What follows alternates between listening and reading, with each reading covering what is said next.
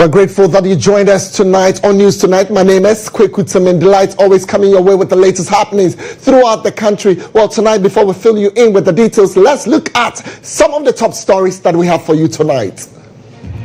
Coming up in the next 60 minutes, stop kids' glove approach to dealing with galamsey. Now, that's the demand from the Ghana Coalition Against Galamsey to government as it professes a host of reforms, including a declaration of a state of emergency in the required areas and repeal of LI 2462. To the best of our knowledge, that there's no order of business of Parliament capturing this critical item. In our considered view, this demonstrates a lack of commitment by the government to carry out the revocation. Well, tonight, let's bring you the best of politics as the Electoral Commission rules out possibility of rerunning Ablekuma North constituency elections while briefing Parliament on the 2024 polls. This is my last supplementary. If you are not paying attention, please.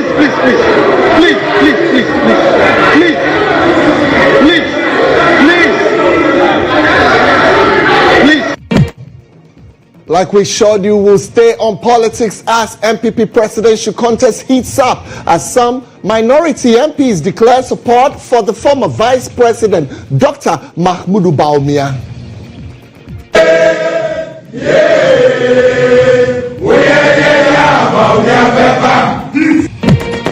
But political historian slams party decision to elect its flag bearer in January 2026, describing it as a deliberate attempt to whitewash a failed candidate. Details are spokespersons for Dr. Mahmoud Bawumia and Kennedy Akompra Japan campaign teams throw jabs at each other on social media. And then we'll bring you more details as Parliament throws out petition against Supreme Court nominee Justice Akabuafo as it reschedules vetting for Friday 20th June. And we'll bring you some updates from our world of business as the central bank governor assures the country has established robust safeguards to mitigate external economic threats in light of the ongoing conflict between Iran and Israel. Tonight, we have these and many other interesting details making the 1 hour bulletin. Stay with me as we share all these stories, including some sports updates and bringing you up to speed on some international details. Stay with us as we talk about all these and many more.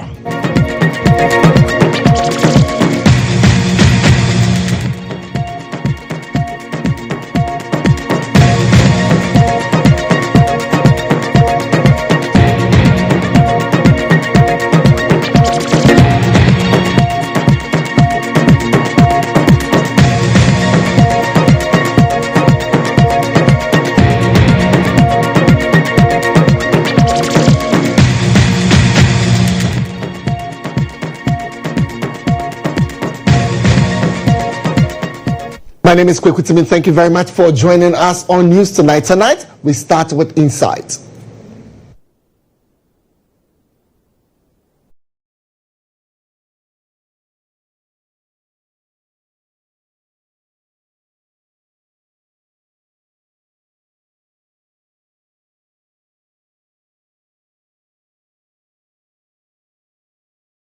Hearst Rear Code calls for the repeal of the legislative instrument 2462 mining law, which permits mining activities in forest reserves. Well, according to them, despite the government's promise to annul the law, no concrete action has been taken after almost 2 months of governance. Well, speaking at a press conference, Dr. Kenneth Ashigbe, the lead convener of the coalition, emphasized that although the Attorney General Dominic Ayene, who headed the subsidiary legislative committee under the previous Akufo-Addo government, had pushed for its repeal, no substantive results have been seen. Well, he further emphasized that the need for the declaration of a state of emergency in mining areas known for illegal mining.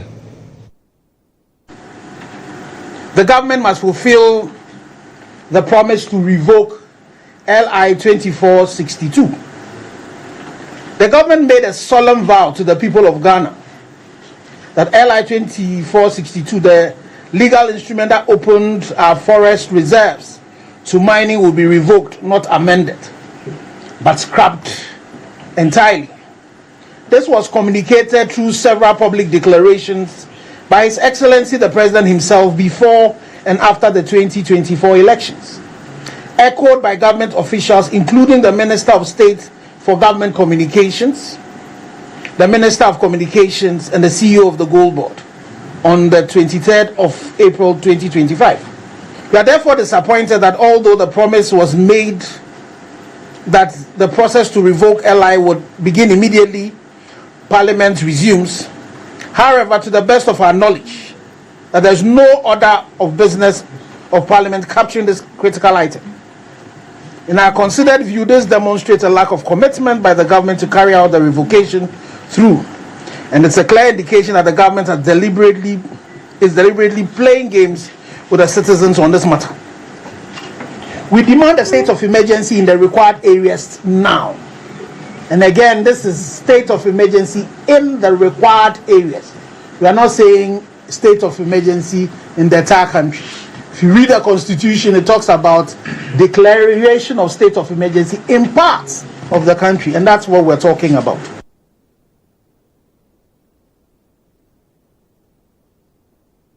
All right, so still on the subject, the convener of the coalition, Ken Ashigbe, is demanding the immediate arrest and prosecution of other directors of Akonta Mining Limited and all politically exposed individuals cited for illegal mining operations. Well, at a press conference, Ken Ashigbe expressed shock and disappointment at what he described as the government's copious failure to enforce Ghana's laws against criminal conduct of Akonta Mining Limited, despite extensive evidence of environmental destruction and public assurance of illegal action. We commend our plea and are pleased with government's move to arrest the director of Akonta Mining Limited, Mr. Bernard Entwibo-Esako, after the coalition's press release, which you, the media, published widely. It is crucial to complete this process by arresting and prosecuting all directors of Akonta Mining Limited. When the media coalition against Galamsey did the check, there are two directors of that company. But they are the same beneficial owners as well. So those two directors should not only be arrested, but prosecution should happen. We have, however, observed and condemned resoundingly the alarming pattern of some officials from the ruling NDC being involved in illegal mining. After the unresolved case of Honorable Oscar Labi, MP for GHOne, we have a petition with His Excellency the President that he has acknowledged receipt of. New reports implicate the NDC constituency chairpersons in Axim and Dunkwao of being deeply involved in Galamsey operations. This hypocrisy is unacceptable.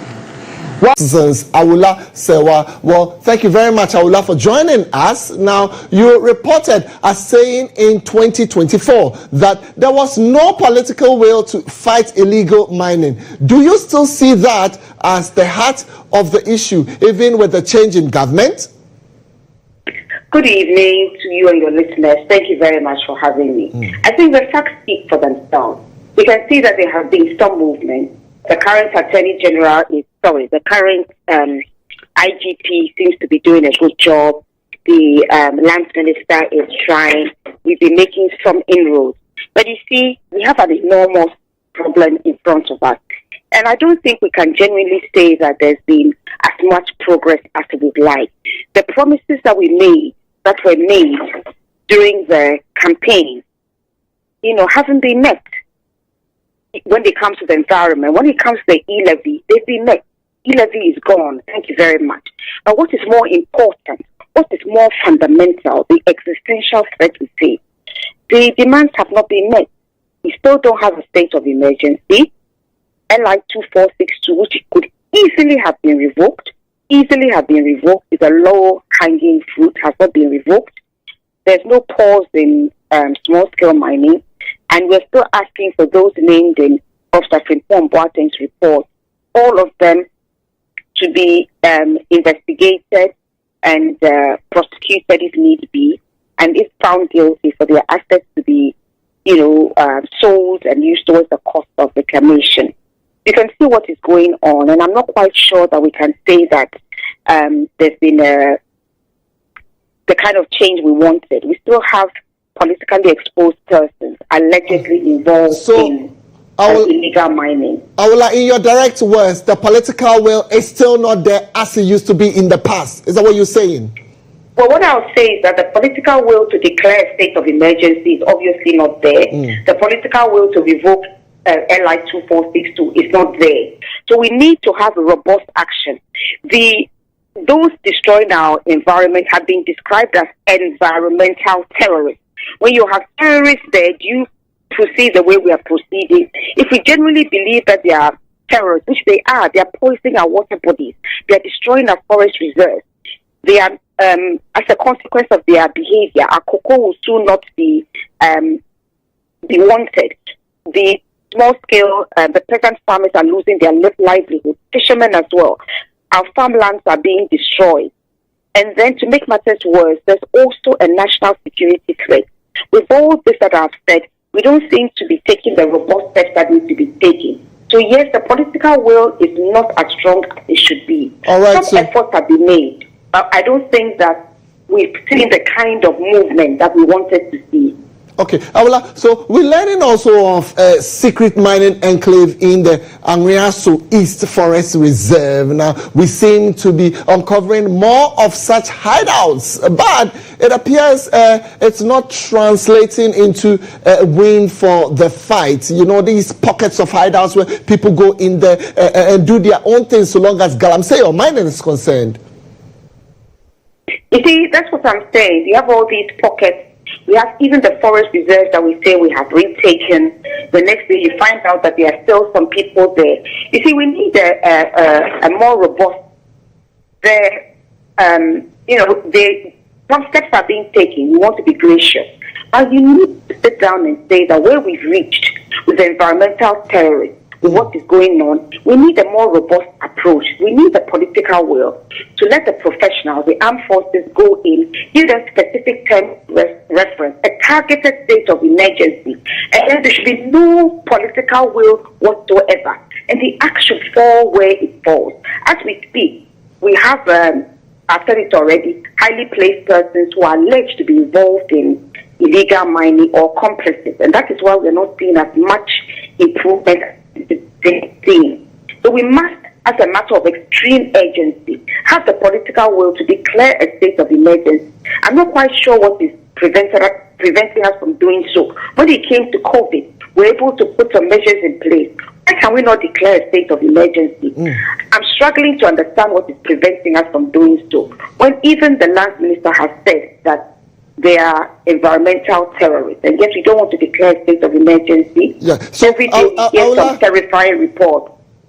Environmental terrorists, as rightly mentioned. Now you have petitioned government with all these evidence in front of you. If you don't see the needed action with your team, let me know. What will be your next line of action? So you see, at the end of the day, it's not NGOs or CSOs who are being poisoned. Every single Ghanaian is at risk. Some of us think that it's far away in the so-called illegal mining belt. But actually, the foodstuffs that you are eating, it comes from there. Do you know what you are eating? So I think if Ghanaians are not angry enough at being poisoned to say that if you don't do this within a certain number of days, we are going to go on a mass demonstration or lay down our tools, then so be it. So be it. The politicians only take note when they can see the numbers, when they can see that the people are angry, not to go and cause destruction or violence or anything. No, not at all. We don't condone that. But until Ghanaians are angry enough, you cannot, I'm not going to sit idly by whilst I'm being poisoned. I'm not quite sure that government is going to take the steps that we think should be taken. So this is affecting every single Ghanaian. So they're going to sit down and we're not going to be angry enough. They're going to just sit there and be poisoned. And I'm afraid so be it. So I expect every single Ghanaian to sit up. Because we know that in the so-called Galamsey belt, there's a rise in kidney disease, breast defects, maternal death, and so on and so forth. It's going to come to us. So when our brother's house is burning and we think it doesn't affect us, we should think again. All right, Aula, thank you very much. I'm sure, point well made. So I rightly asked Aula, what action is she going to take with the team if they don't see anything? He says it's not the business of CSOs or NGOs. It's every Ghanaian's responsibility. If you're not angry enough that your water is being poisoned, then let us all sit. Well, join us on social media with your thoughts on this particular one. But that will do for Insight for tonight. We're coming back shortly with some more local stories. Do stay.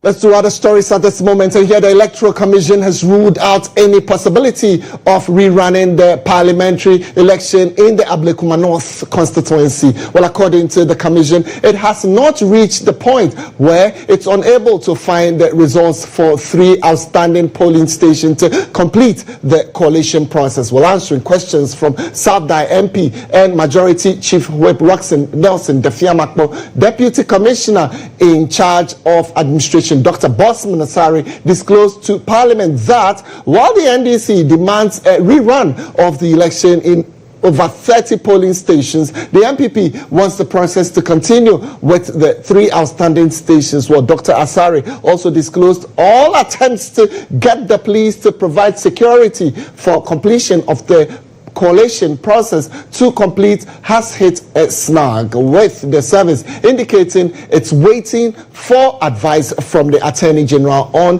the way forward. Well, here are highlights of the engagements in Parliament a while ago. I'll try and respond to. Okay, answer the question. Chairman, I think one of the things we need to state is that from the Commission standpoint, the country has made a lot of progress when it comes to electoral democracy. And the EC is mandated to do whatever is necessary. With all due respect, he should answer the question that he can explain his answers. Yes, I agree, then you explain. No, I disagree. Honorable member. Start with a story. Honorable member, please. Honorable Dafiamapo, in asking the question, you went round before asking the question. If he is also responding the question in such a way that you and everybody here can understand, please allow him to answer the question. Mr. Chairman, I take strong exception to the phrase that went round. I quoted the law. Well, I quoted the law. No. I quoted the law to lay a foundation to suggest strongly that the story that they had to borrow scanned carbon copies from the NPP was contrary to the provision in Regulation 43 of CI 127. That is what I put to him. So, leader, if asked the question, just allow the Deputy Commissioner to answer. Mr. Chairman, in my response, I indicated that when one of the parties brought the scanned copies, it was endorsed by the agents of the other parties. Let me also say that the Commission disagrees with the question because the Commission is mandated to ensure the integrity of the process. And as an institution, we are very careful. We don't do anything to set a bad precedent, which will go a long way to undermine the country's democracy. So in Domikwa Benya, when we had to go beyond our reach, to even reach out to agents of political parties to bring tally cards, we did that. So what we are basically saying is that we need the support of the House so that we can complete the process. Because we think that it is unfair that the people of Ablekuma North don't have a representation in this August House. In as much as I agree yes with... Yes or no, that you can explain. No, it's not yes or no. In as much we...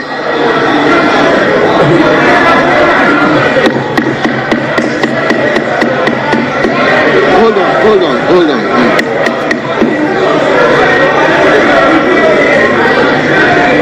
Honorable Dafiamapo. Honorable Dafiamapo. Honorable Dafiamapo. Honorable Nelson Dafiamapo.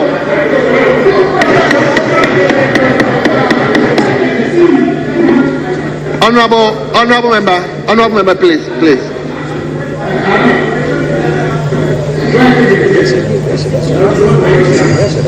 Honorable member. please, you ask the question. You don't have the right to direct how the question be answered. So just ask the question, and the officer, in this case the deputy chairman, deputy commissioner, will respond. So please don't direct the way you should answer the questions. So deputy, you may go on to answer the question. Thank you. Honorable, the returning officer for the Ablekuma North constituency has not changed. So if you have been watching the proceedings on TV, the same person has been doing it. So check, please. The same person has been doing it. Honorable, if exhausted, Honorable Dafiama, if exhausted, Mr. Speaker, with all due respect, I have not. This is my last supplementary. If you are not paying attention, please.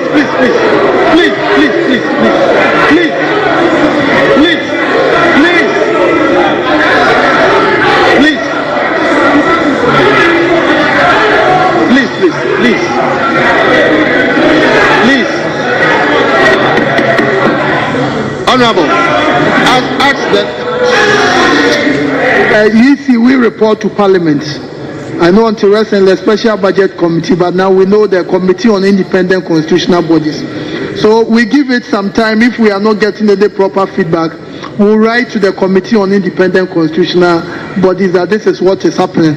And we know that the police are there to serve all of us. And we believe that the Parliament should be able to invite them to explain why they are not doing what they are supposed to do. During the last exercise, when four pink sheets were accepted, in that same meeting there were supposed to be 7 in all. So all the presiding officers of those specific polling stations have confirmed. So, but we don't know the figures, but the returning officer has all right, so some of the issues from Parliament, but give me the opportunity to stay in Parliament some more, because the petition against Justice Kweku Akabuafo has been thrown out by Parliament. Now our legal affairs correspondent Mutala Enusa has joined me right here in the studio. He'll give you a background to the story and then share details of what came up. Mutala, thank you very much for your time. Well, give us updates. Justice Akabuafo.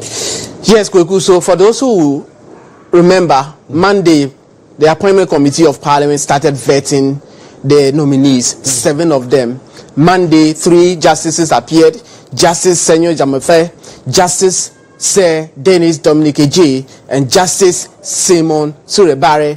They appeared on Monday. They were all vetted and discharged. On Tuesday, Justice Philip Bright Mensah and then Justice Janapare Kujo Battles appeared and they were vetted. So we were left with Tuesday. 5 were dealt with on Monday, Tuesday. Then yesterday was Wednesday, was the day that the last batch, 2 of them, Justice Hafisata Amalibuba and Justice Kweku Akabuafo, they were expected to appear. And Justice Akabuafo was the last to appear in terms of the lineup. Justice Hafisata Amalibuba appeared. The committee vetted her, discharged her, and they retired for an hour break to come back.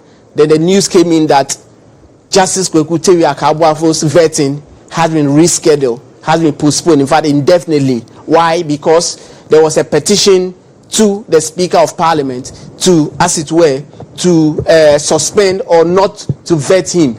And so when that came to the fore, the committee has nothing to do than to wait for Parliament to take a decision. And we've been informed that the committee could have easily gone ahead to look at the petition and take a decision. But they feel that in Parliament, there is a committee that receives petition. There is a committee that deals with petition. And so once that came to the attention of the Speaker of Parliament, Abam Bagbin, he has to refer the petition to the Petitions Committee in Parliament. And the Petitions Committee in Parliament looked at the petition and has come out with its results. And the findings of the committee is that that particular petition to halt Justice Kweku Akabuafo's suspension has no merit, and same has been dismissed. And what is clear is that Justice Kweku Akabuafo tomorrow at 11 a.m. is expected to appear before the appointment committee of parliament for vetting. But Kweku, if you have time, I'll just give you about a line or two. I just wanted to know what the petitioner was seeking quickly. Yes, the petitioner in this particular case is one Honorable Anthony Kwabena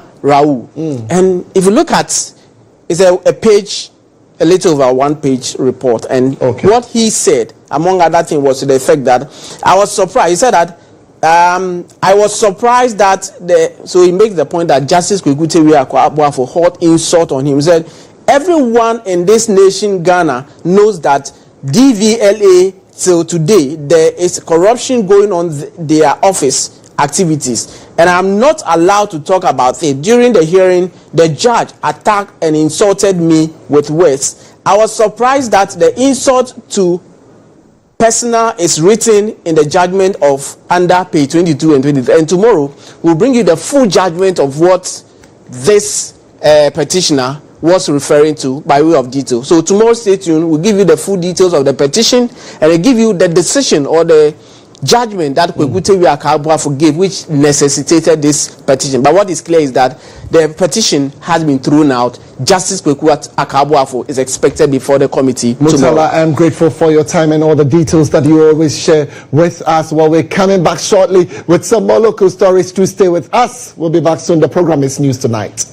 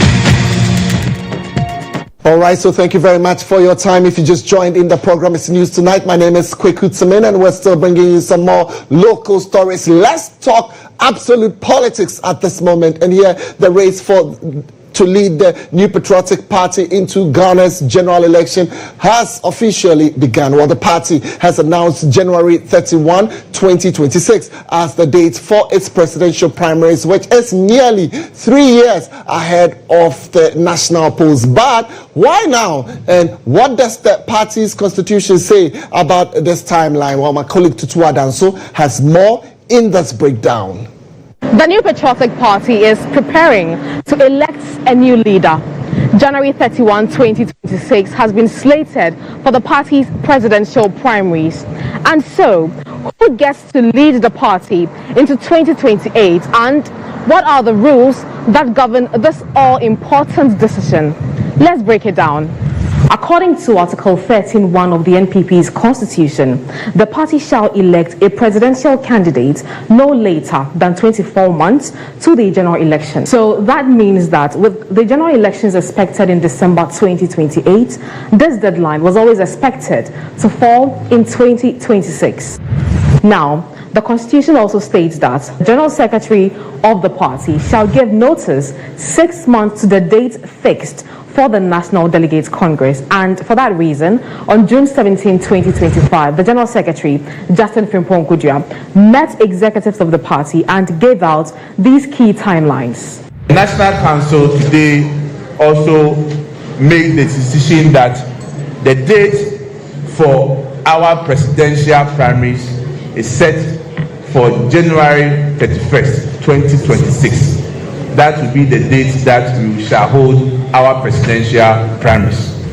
The meeting was held shortly after the party's chairman, Stephen Ntim, announced a medical break, and so proceedings were led by the first vice chair of the party, that is Dankwa Smith Buti.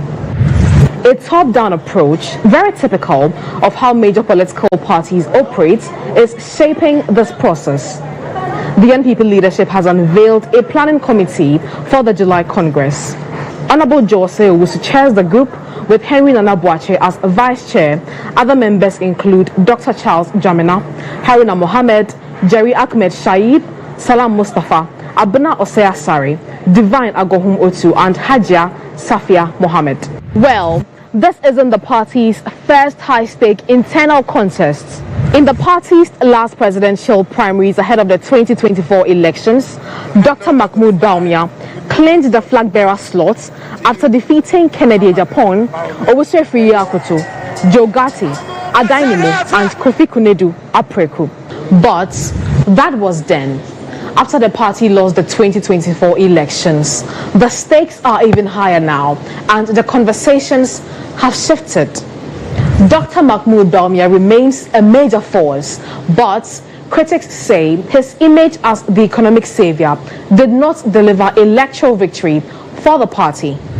Kennedy Ohene Ejapon, who was once dismissed as loud and divisive, is now gaining momentum. His decision not to contest the Asin Central seat, which the NPP later lost to the NDC, is still a hot topic. But his support base is loyal, loud, and very unrelenting. Then there's Dr. Brian Echampon, Member of Parliament for the Abitifi constituency. He is calm and strategic, and reportedly being backed by powerful Eastern region blocs. His name is now being whispered in serious circles. Kwabena Ejapon, who is the former General Secretary of the NPP and a former flag-bearer aspirant, and Dr. Yao Osei Edichum, former Education Minister, have also entered the race. The NPP is choosing more than a candidate. It is choosing its future. So the big question is, who leads the new patriotic party to reclaim power in 2028? And can the person unite the base, re-energize the grassroots, and reclaim power? The countdown to 2026 has just begun, and I can only wish the contenders the very best of luck. Reporting for GHOne Television and Star FM, this is Tutua Danso. And my name is Kweku. Temeng. Definitely you would want to stay on the subject some more, as campaigns for who leads the NPP into the 2028 elections have heated up, as some 66 minority MPs declare support for former Vice President Dr. Mahmoud Bawumia. Well, according to the MPs, Dr. Bawumia remains the best candidate to lead the party to victory. Well, the MPP at a crunch emergency NEC and National Council meeting set January 31, 2026 to elect its flag bearer, a decision which has been heavily criticized by some leading members of the party. Well, speaking to Star News on the back of this, Professor Edu Jenfi said the early contest is a plot to whitewash a failed candidate.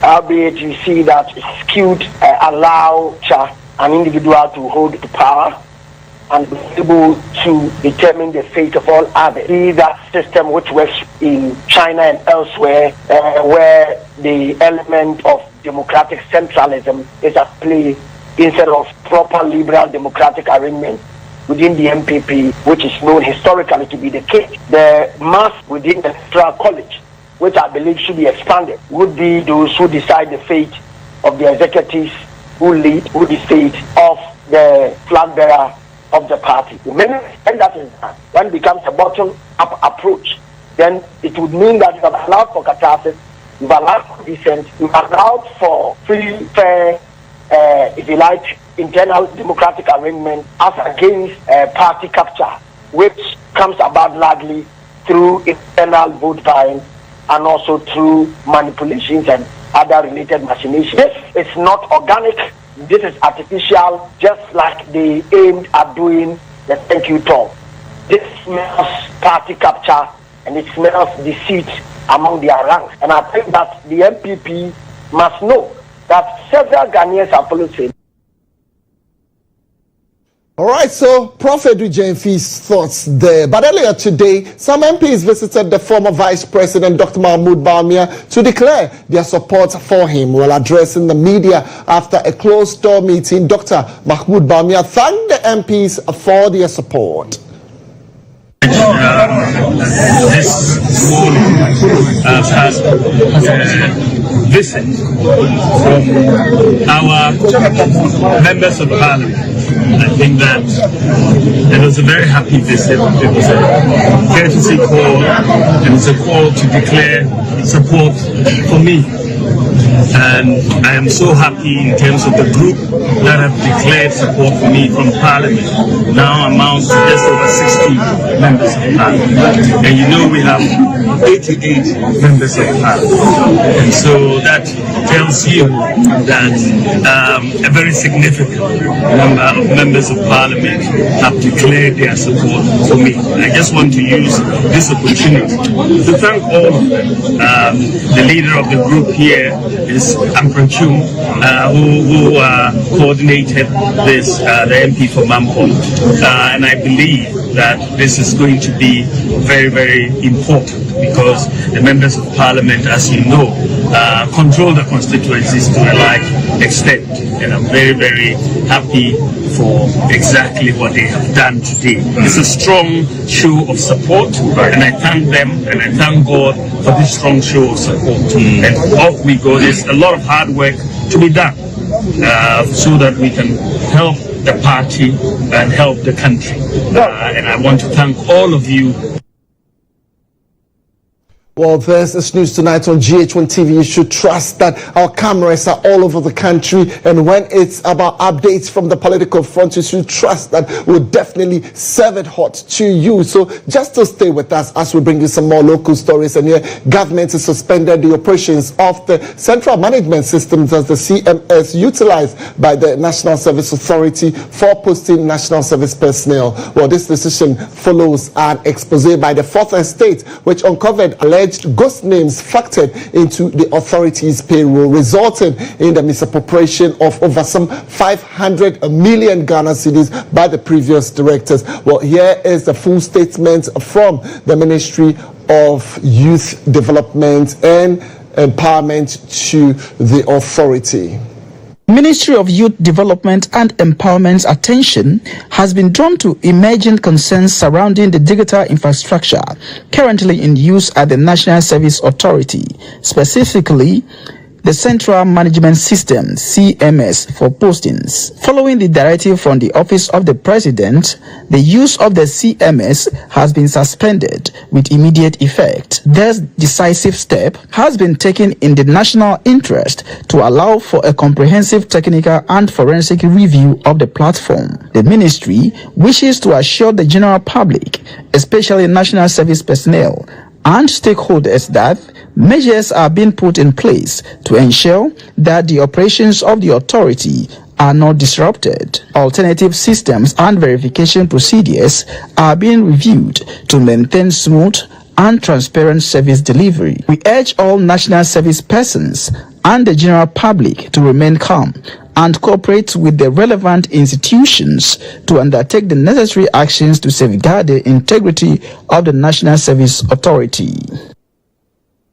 Well, away from the National Service, let me take you to Temeng, where the Temeng Metropolitan Assembly says it's working to mobilize relief items and provide temporary support for hundreds of victims displaced by the Wednesday's fire incident behind the ferrofabric metal company in the Temeng heavy industrial area. While the inferno destroyed more than 500 makeshift structures and displaced hundreds of residents after assessing the scene, Chief Fire Officer of the Ghana National Fire Service, Daniel Mausi Into Sapon, called for the immediate relocation of squatters from key industrial zones in the Temeng enclave to avert future disasters. Details in the following report.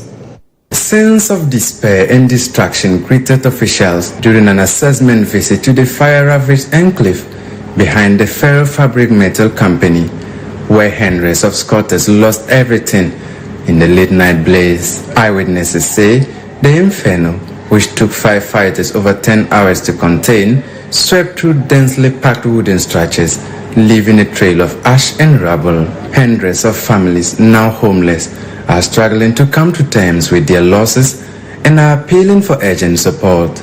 Among them are school children and nursing mothers in desperate need of shelter, food and basic supplies. Deputy NADMO Director for Temeng Metropolitan, Janet Mensah Brompa, visited the scene and called on the private sector, humanitarian organizations, and individuals to support the victims in this critical time. The best restrict them corporate bodies, especially NGOs, donate use clothes, uniforms for the meantime, the best rest Obibia, Obetinia boy, Yenya school, school pabua, school bags, books, any buckets, and can be jarry, no matter school. The best restaurant Obibia, Unilever, Tor, Valco, metric gas, all the industries around it. That probably not to say, remember Buanadi, Yenya relief item, and common one. Chief Fire Officer Daniela Mausi Into Sapon, who led the team to the scene, expressed deep concern over the increasing risk posed by squatters in industrial zones. She stressed that the presence of unauthorized settlements not only hampers emergency response, but also increases risk of fire and flooding. Some places here are flood-prone areas. We visited those places. I've detailed my regional commander to meet with the mayor and the assembly members to come on a site visit. They could advise properly, but for me alone, I think those flood-prone areas, they should be moved somewhere else. We've lost a lot, over 500 structures, and we are talking about human beings' lives, the men, women, and children. So the impact is huge. But we not know here, and with the help of His Excellency, the President of Ghana, we know he has a listening ear, and I know he's going to do something for the people here. But notwithstanding, we should also be helping ourselves in the right way so that those monies could be used for something else. The Temeng Metropolitan Assembly says it is working with stakeholders to mobilize relief items and provide temporary support for the displaced victims.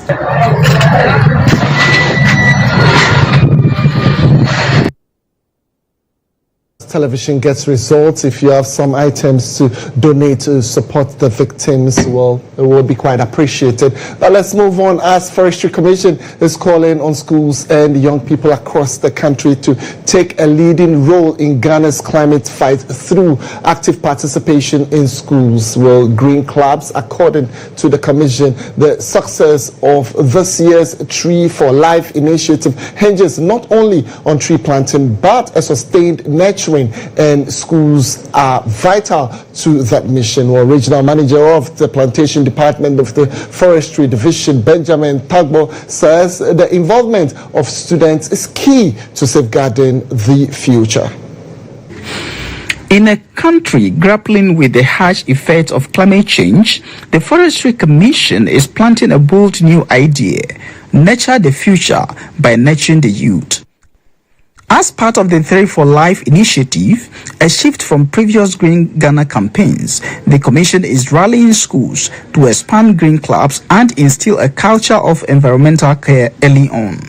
A regional manager with the Plantation Department of the Forest Service Division, Benjamin Togbo, believes students can become powerful change agents, learning not only the science behind tree planting, but the urgent climate story it tells. The only thing that is going to safeguard our lives and protect us is us taking responsible actions to save our lives. And therefore, I encourage every Ghanaian, the general public, to come out in their numbers, pick up seedlings, plant in their environment, plant in their homes, plant in the community to ensure that together we fight climate change. With over 80% survival rates from previous planting efforts, the Commission is rolling out over 1 million fruit, shade, and timber seedlings, urging every Ghanaian to plant at least one, and the focus is on schools and green clubs. The fact is, we are planting trees to enrich our environment, and so trees are very, very important, and everybody must plant a tree. If not in your home,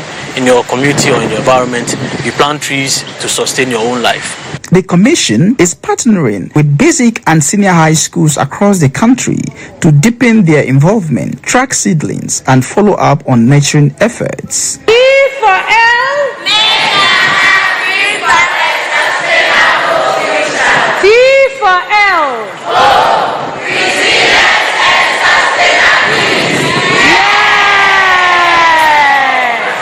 Through their green clubs, students are not just planting for today, they are cultivating hope for tomorrow by fighting back against climate change as it tightens its grips.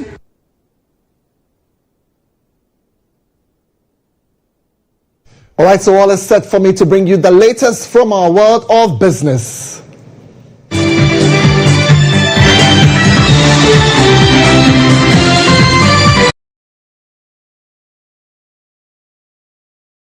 Tonight, the governor of the Bank of Ghana, I'm talking about the BOG, Dr. Johnson Asiama, says the country has established robust safeguards to mitigate external economic threats, particularly in light of the ongoing conflict between Iran and Israel in the Middle East. Well, according to Dr. Asiama, Ghana's current foreign reserve position, declining inflation trajectory, and fiscal consolidation efforts provide a steady bulwark against potential shocks. Speaking at the Ghana Association of Bankers Industry Thought Leadership Program themed Banking the Last Mile, an industry-led strategy for accelerating digital finance, Dr. Asiama disclosed that the Bank of Ghana is vigilantly monitoring the situation and its potential implications. Well, he emphasized, quote, I wish to reassure the public that Ghana's macroeconomic fundamentals are more resilient today than they have been in recent years, unquote.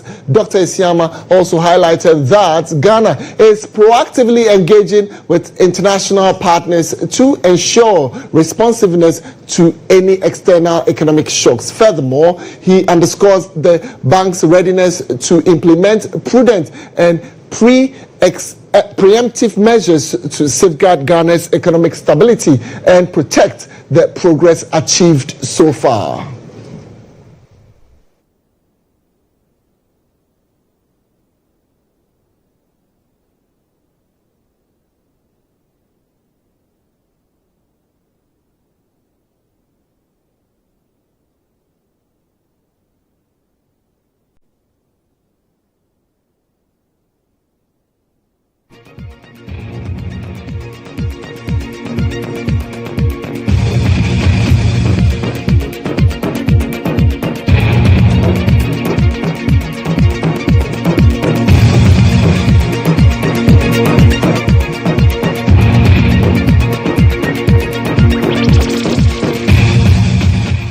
So this is news tonight. We are bringing you updates from our world of business, and here Cats International Accra has called on the Bank of Ghana, that's the BOG, to address the growing burden of excessive ATM fees that unfairly penalize customers across the country. Well, according to the 2025 State of the Ghanaian Consumer Report, that Cats survey 1,795 consumers across all 10 regions of Ghana. The findings paint a troubling picture. There's about 71% 71% of respondents reported encountering ATM-related issues within the past 3 months, including technical glitches, power outages, and cash shortages. Well, as a result, 44% were forced to use third-party ATMs, with over 68% of them stating that they were not informed of additional fees before completing their transactions. Well, the think tank highlighted that in Ghana, many consumers only become aware of these charges through debit alerts or monthly bank statements, an approach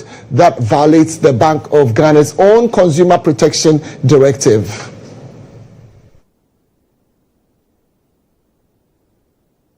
All right, so that's about all we have for you in business tonight. We're grateful that you stayed with us, but hold on, because when I come back, we'll bring you the best of updates from our world of sports.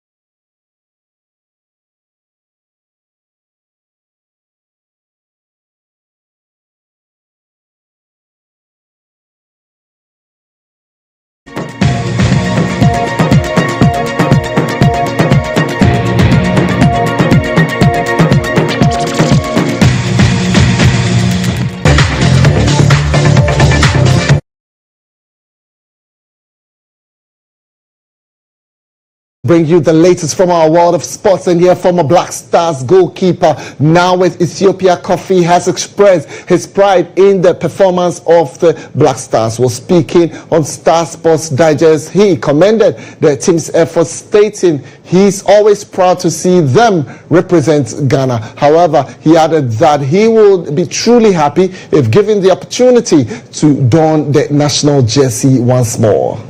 In our system, we don't believe in planning, you know. I think it's been 2 years now that we have not won a trophy.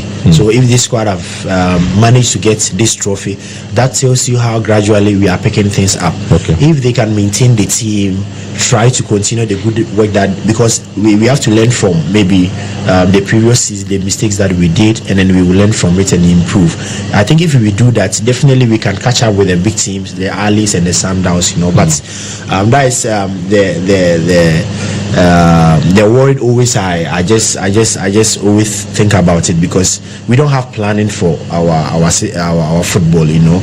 Even signing a player 1 year, 2 years, you know, sometimes I don't enjoy that, you know. Even 5 years, long term, even when you are there and you are not getting a playing time, even when you are on the bench or you are at home when the team is playing, you gain a lot of experience, you know. For me, when I went to the national team in under 17, when I started, I was a third choice goalkeeper. So I know how it feels when you are a third choice goalkeeper. I've been in the second position. Meanwhile, the former Asante Kotoko shortstopper believes that if the club maintains its current form, it stands a strong chance of winning more trophies and competing with top teams across Africa. Well, he added that proper planning and a solid system will be crucial in developing the players and sustaining the team's progress. I think for now, things are getting much better than previously due to the few games that we played, you know. So I'm so proud of the team, and being a member of the team too. It's great to be part of this kind of squad, you know. And I know if we continue this way, we will be back. We will bring the spirit back, the love back for Ghanaians to enjoy the Black Stars team. So for now, I think things are getting better. Every player's wish is to be part of the national team, you know. So definitely, when I get back, I will be happy. But you know, as a Muslims, we believe in Allah's time. So I always pray that anytime that is my time, Allah should make it great for me. So even though I'm not rushing, but I'm always preparing for the right time. So as a footballer, you need to prepare before the opportunity comes. So when it comes, you can grab it. So for me as a player, I'm just doing my job, trying to improve day in, day out, so that when the time comes, I can also make Ghanaians proud and my fans proud as well. All right, so that's about all we have for you in sports tonight. But just before we go, let's look at this local story. Approximately 2% of Ghanaians are living with sickle cell disease. That's according to a toxicology professor at the Noguchi Memorial Institute for Medical Research and board member of the Salted Health Foundation, Regina Apia-Opon, was speaking at a health screening to commemorate World Sickle Cell Day. The professor emphasized the importance of preventing the disease, particularly knowing one's genotype before having children. Zuleiha Nuhu was at the event and she's filed this report. Sickle cell disease remains a significant health challenge in Ghana, affecting thousands of families. The condition causes red blood cells to remain rigid, sticky, and crescent-shaped, leading to blocked blood flow, pain, organ damage, and other serious health issues.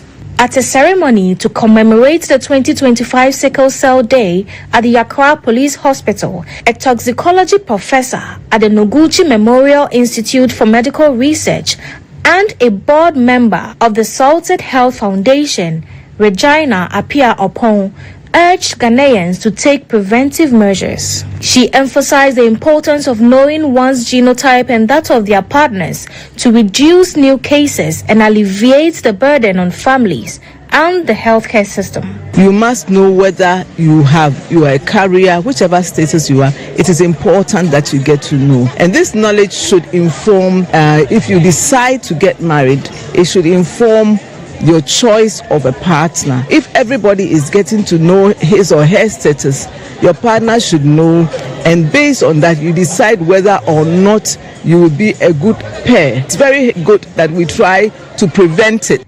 The nurse in charge of the sickle cell clinic at the police hospital, Inspector Jimaima Amuesi-Benyin, expressed concerns about the clinic's challenges and appealed to the government to implement the National Strategy for Sickle Cell Disease launched by the Ministry of Health last year. We need adult clinic in police because we start the kids right from childbirth, some from 6 months, some from 3 months. Then when they get to 18 years, 19 years, because we don't have adult clinic,